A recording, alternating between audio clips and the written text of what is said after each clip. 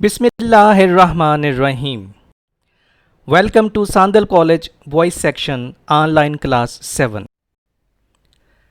Dear students, Assalamu alaikum. Here is Akhtar Saeed, your English teacher. Today we will discuss future perfect tense. Here comes the definition. The future perfect tense is used to express an action which will have completed or occurred in the future. Future perfect tense किसी ऐसे action को बयान करने के लिए इस्तेमाल किया जा सकता है which will have completed or occurred, जो वाक़या हो चुका हो या मुकम्मल हो चुका हो आने वाले ज़माने में. This tense is also sometimes used to express completion of an action in future before an other activity happens. बाज़ औक़ात आने वाले वक्त यानी मुस्तकबल में किसी काम से पहले मुकम्मल होने वाले एक्शन को बयान करने के लिए भी फ्यूचर परफेक्ट टेंस को इस्तेमाल किया जा सकता है. इसका मतलब ये हुआ कि बाज़ औक़ात फ्यूचर परफेक्ट टेंस में दो action one after the other भी हो सकते हैं. अब ज़रा उर्दू में इसकी पहचान देखते हैं.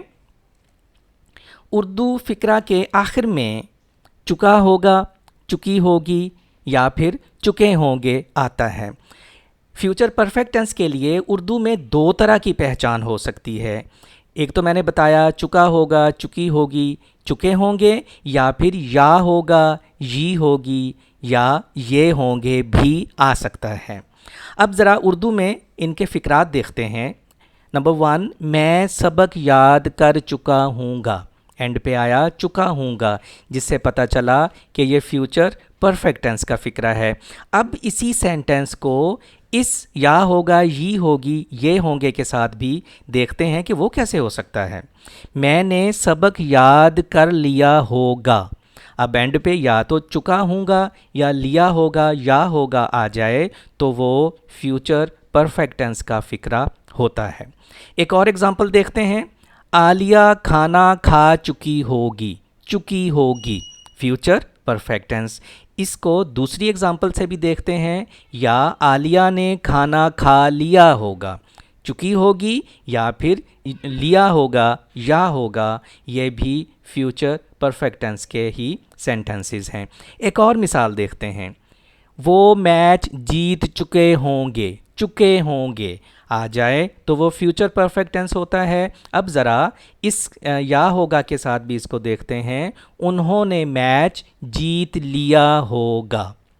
तो फ्यूचर परफेक्ट टेंस की पहचान के लिए उर्दू फ़िक्रा के आखिर में या तो चुका होगा, चुकी होगी, चुके होंगे आ सकता है, या फिर या होगा, ये होगी, ये होंगे आ सकता है. लेकिन आपने एक बात याद रखनी है, जहाँ भी ये या होगा, ये होगी, ये होंगे आएगा तो वहाँ ने उर्दू में ज़रूर इस्तेमाल होगा. जैसे मैंने सबक याद कर लिया होगा, आलिया ने खाना खा लिया होगा, उन्होंने मैच जीत लिया होगा. अब ज़रा इसकी कंस्ट्रक्शन या इसका फॉर्मूला देखते हैं. Dear students, if a sentence starts with I and we shall write shall have. If a sentence starts with you, he, she, it and they, will write will have. I and we are both first person pronouns. You is second person pronoun. He, she, it and they are third person pronoun. And if a sentence starts with singular or plural noun, we'll then also write will have. This example of singular noun is Ali, and the example of plural noun may be the boys, or Ali and any other name may be the example of plural noun. Now we have written shall have with I and we, and with all the other nouns and pronouns we have written will have. Either of the two, what we will do next, we'll write third form of verb. Past participle इसे कहते हैं, third form of verb को. Third form of verb लिखने के बाद we'll write object and then we'll complete the sentence. This is the construction or formula of simple sentence are assertive sentences. Now, if we want to make negative, what we will do? After writing shall with I and we and will with all the other nouns and pronouns, what is the next step? We'll just write not after shall or will. Shall and will are helping verbs. Whenever you are writing any sentence that is negative, and if there is helping verb, you will write not after that particular helping verb. Certain students make a mistake. They write shall have not or will have not. That will be incorrect. You will write not after shall or will.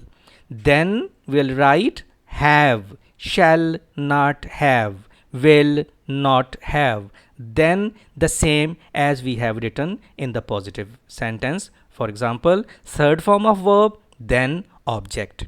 And if we want to change it into interrogative, we'll write shall or will in the beginning of the sentence, and at the end of the sentence we will write question mark here.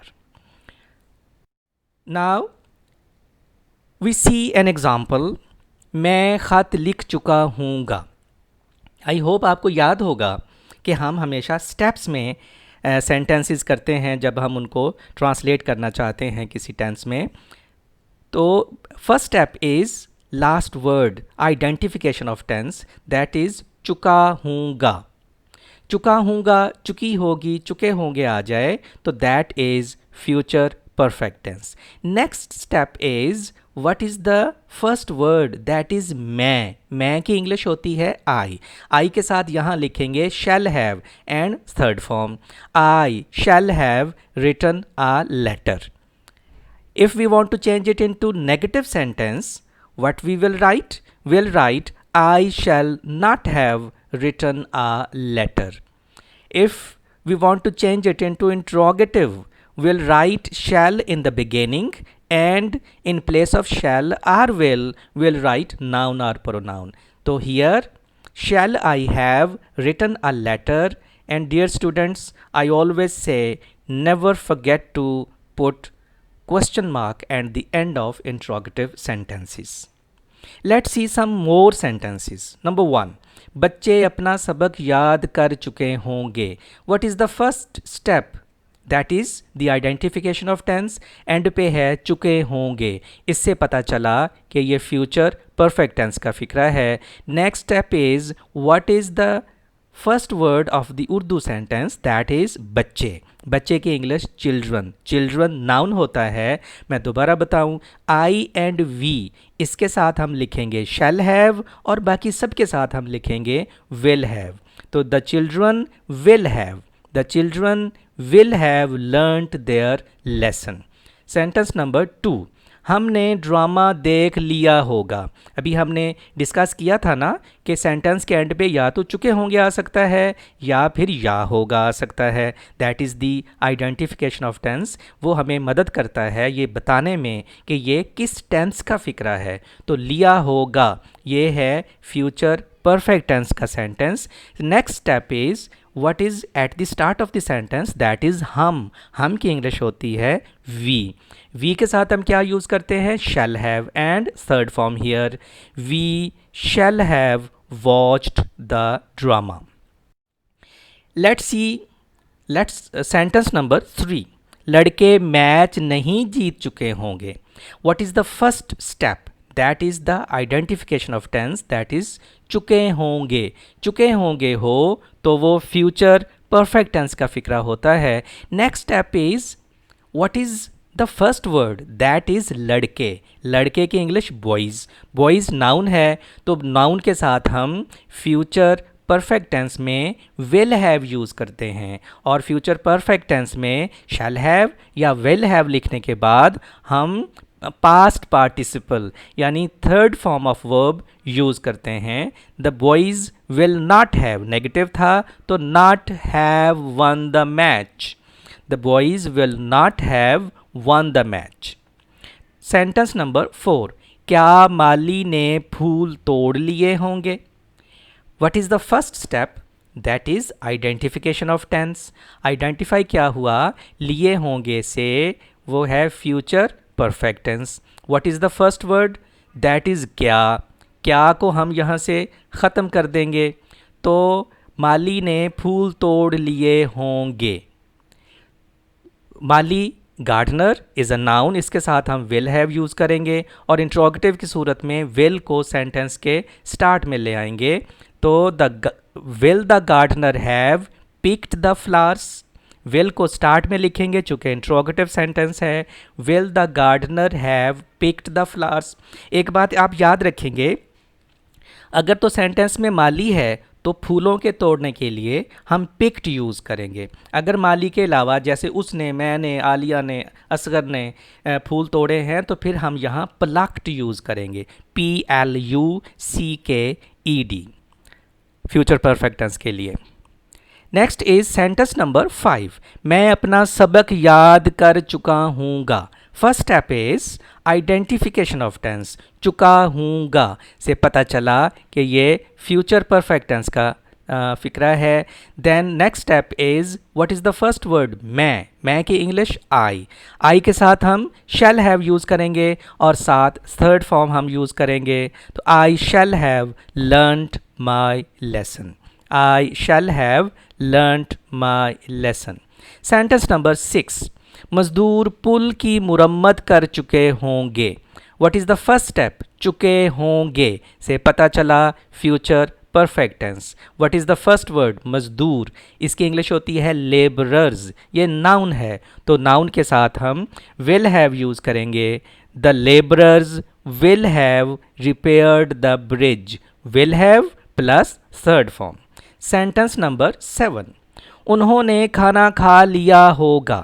What is first step, that is the identification of tense, लिया होगा से पता चला ये future perfect tense है। और what is the next step, उन्होंने they के साथ they is the third person pronoun, इसके साथ हम विल हैव यूज़ करेंगे। They will have eaten meal. Dear students, here Y is missing, you will write THEY, they will have eaten meal.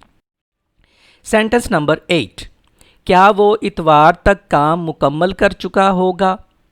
What is the first step, that is identification of tense, वो हमें पता चलती sentence के and पे, चुका होगा, इससे पता चला फ्यूचर परफेक्ट टेंस है। और शुरू में क्या है, क्या, तो ये इंट्रोगेटिव है। मैंने आपको हमेशा बताया है, आप समझेंगे क्या नहीं है, इस पे हमने ऐसे करके क्रॉस लगा देना है, सच्ची मुच्ची नहीं लगाना, बस तसव्वुर में लगाना है। तो उसके बाद बचता है वो की इंग्लिश ही, वो इतवार तक काम मुकम्मल कर चुका होगा। He will have finished his work by Sunday. तो इंट्रोगेटिव क्या है, तो उसके लिए हम क्या करेंगे, विल को सेंटेंस के स्टार्ट में लिख देंगे, will he have completed his work by Sunday. Next is sentence number 9, दुकानदार ने दुकान बंद कर दी होगी। First step identification of tense, that is last word, दी होगी यानी ये होगी से पता चला ये फ्यूचर परफेक्ट टेंस का फिक्रा है। Next, what is the first word, that is दुकानदार, इसकी इंग्लिश होती शॉपकीपर, ये नाउन है। नाउन के साथ हम, आप बताएं, शैल हैव यूज़ करते हैं या विल हैव। यस, हम विल हैव यूज़ करते हैं। तो the shopkeeper will have closed his shop, shopkeeper के साथ विल हैव और थर्ड फॉर्म तो इस पूरे टेंस में हर एक सेंटेंस में हम यूज़ करते हैं। नेक्स्ट इज सेंटेंस नंबर 10, मेरे वालिद साहब दफ्तर पहुंच चुके होंगे। What is the first step, that is चुके होंगे, इससे पता चला ये फ्यूचर परफेक्ट टेंस है। देन फर्स्ट वर्ड मेरे वालिद साहब। अब यहाँ बाज़ बच्चे यही समझेंगे कि शायद मेरे, माई ही इसका फर्स्ट वर्ड है। माई जो है यहाँ पोजेसिव एडजेक्टिव है जो वालिद साहब को डिस्क्राइब कर रहा है। ये सारे का सारा ही नाउन है, सारे का सारा ही ये सब्जेक्ट है। मेरे वालिद साहब, माई फादर नाउन है, इसके साथ हम विल हैव यूज़ करेंगे। My father will have reached his office, my father will have reached his office. Sentence number 11, उसने छुट्टी की दरखास्त नहीं दी होगी। What is the first word here? First step here that is ये होगी, दी होगी। इससे पता चला ये फ्यूचर परफेक्ट टेंस है। Then second step is what is the first word here that is उसने। उसने से मुराद है ही के साथ हम विल हैव यूज़ करेंगे। मैं दोबारा आपको याद करवा दूं, आई और वी के साथ शैल हैव, बाकी सब के साथ विल हैव। तो क्या सेंटेंस बनेगा? He will not have submitted, दी होगी, submitted the leave application. He will not have submitted the leave application. Next sentence is sentence number 12, हमने कुरान पाक की तलावत, हम कुरान पाक की तलावत कर चुके होंगे। What is the first step that is identification of tense. वो हमें लास्ट वर्ड से पता चलती है, चुके होंगे। इससे पता चला ये फ्यूचर परफेक्ट टेंस है। फिर देखना है कि ये किससे स्टार्ट हो रहा है। हम की इंग्लिश वी, आपको याद होगा आई और वी के साथ शैल हैव, बाकी सब के साथ विल हैव, और थर्ड फॉर्म जिसे हम कहते हैं पास्ट पार्टिसिपल। हमने we shall have recited the holy Quran. We shall have recited the Holy Quran. Next is sentence number 13. Doctor के पहुंचने से पहले मरीज मर चुका होगा। What is the first step that is चुका होगा? इससे पता चला कि ये फ्यूचर परफेक्ट टेंस है। फिर किससे शुरू हो रहा है? डॉक्टर के पहुंचने से पहले, ये डॉक्टर भी सब्जेक्ट, मरीज़ मर चुका होगा ये भी सब्जेक्ट। जिस तरह मैंने डेफिनेशन में डिस्कस किया था कि बाज़-औक़ात फ्यूचर परफेक्ट टेंस में दो एक्शन भी हो सकते हैं, ये उसी की एक मिसाल है। डॉक्टर के पहुंचने से पहले सेकंड एक्शन इज़ मरीज़ मर चुका होगा। अब इंग्लिश में किस तरह से लिखेंगे? जिसमें इस टेंस की पहचान होगी, चुका होगा, ये वाला सेंटेंस हम पहले लिखेंगे और जो दूसरा पोर्शन है वो हम बाद में लिखेंगे। अब ये किससे शुरू हो रहा है? मरीज़ से। मरीज़ की इंग्लिश पेशेंट, पेशेंट के साथ हम विल हैव यूज़ करते हैं। The patient will have died, ये हमने लिखा फ्यूचर परफेक्ट टेंस में। अब जो सेकंड पोर्शन था डॉक्टर के पहुंचने से पहले, इसको हम प्रेजेंट इंडेफिनिट टेंस में लिखेंगे, before the doctor reaches. Present indefinite tense में अगर सेंटेंस सिंगुलर नाउन या प्रोनाउन से स्टार्ट हो तो उसके साथ हम फर्स्ट फॉर्म यूज़ करते हैं और एस या ई एस का इजाफा करते हैं। तो एक पोर्शन जिसमें फ्यूचर परफेक्ट टेंस की पहचान थी उसको लिखा the patient will have died future perfect tense में, दूसरे पोर्शन को before the doctor reaches present indefinite tense में। यहाँ हमने ई एस का इजाफा इसलिए किया कि डॉक्टर सिंगुलर नाउन है। अगर ये प्लूरल होता, जैसे अगर ये होता डॉक्टर्स, तो फिर हमने यहाँ रीच लिखना था। अब सिंगुलर है तो प्लूरल लिखा है। नंबर 14, घंटी बजने से पहले मैं तकरीर कर चुका हूँगा। चुका हूँगा से पता चला फ्यूचर परफेक्ट टेंस। अब इसमें भी नंबर 13 की तरह दो पोर्शन है, घंटी बजने से पहले दूसरा एक्शन मैं तकरीर कर चुका हूँगा, और जिसमें पहचान है याद रखें उसको इंग्लिश में हम पहले लिखेंगे फ्यूचर परफेक्ट टेंस में। अब स्टार्ट हो रहा है दूसरा पोर्शन मैं से, मैं की इंग्लिश आई के साथ हम शैल हैव यूज़ करेंगे। I shall have delivered my speech. अब घंटी बजने से पहले इसको हम प्रेजेंट इंडेफिनिट टेंस में लिखेंगे, बिफोर द बेल रिंग्स। एक फ्यूचर परफेक्ट टेंस में, दूसरा प्रेजेंट इंडेफिनिट टेंस में। एक बात आप याद रखेंगे, स्पीच के स्पेलिंग्स मैं आपसे डिस्कस करना चाहता हूँ। स्पीच के स्पेलिंग्स होते हैं SPEECH और ये नाउन है स्पीक का, SPEAK। बच्चे ज़्यादातर चूँकि हम स्पीक लिखते हैं तो स्पीच लिखते हुए ये स्पीक वाले स्पेलिंग्स इधर भी लिख देते हैं, वो लिख देते हैं, अक्सर मैंने नोट किया है SPEACH। तो आज के बाद जब भी आप स्पीच लिखेंगे इसके स्पेलिंग्स और हैं और स्पीक के स्पेलिंग्स और हैं। Speech SPEECH, speak SPEAK। Number 15, अब्बू जान के आने से पहले हम ड्रामा देख चुके होंगे। चुके होंगे फर्स्ट स्टेप है, इससे पता चला कि ये फ्यूचर परफेक्ट टेंस है। अब इसके दो हिस्से हैं। अब्बू जान के आने से पहले हम ड्रामा देख चुके होंगे जिसमें फ्यूचर परफेक्ट टेंस की पहचान है वो हम पहले लिखेंगे। तो वो स्टार्ट हो रहा है हम से, वी शैल हैव। और third form, we shall have watched drama. अब्बू जान के आने से पहले इसको प्रेजेंट इंडेफिनिट टेंस में लिखेंगे, बिफोर फादर कम्स। नंबर 16, अम्मी जान खाना पका चुकी होंगी। फर्स्ट स्टेप, चुकी होंगी से पता चला ये फ्यूचर परफेक्ट टेंस का सेंटेंस है। फर्स्ट वर्ड इज़ अम्मी जान, तो अम्मी जान my mother will have cooked meal, my mother will have cooked meal. Number 17, क्या वो फूल तोड़ चुके होंगे। First step, identification of tense, चुके होंगे। इससे पता चला ये फ्यूचर परफेक्ट टेंस का सेंटेंस है। फर्स्ट वर्ड इज़ क्या, क्या हो तो उसको ऐसे करके आपने काट देना है, लाइन नहीं लगानी, बस समझना है ये नहीं है। तो ये अब सेंटेंस किससे स्टार्ट हुआ, वो से। इंट्रोगेटिव सेंटेंस की एक पहचान ये क्वेश्चन मार्क भी होता है।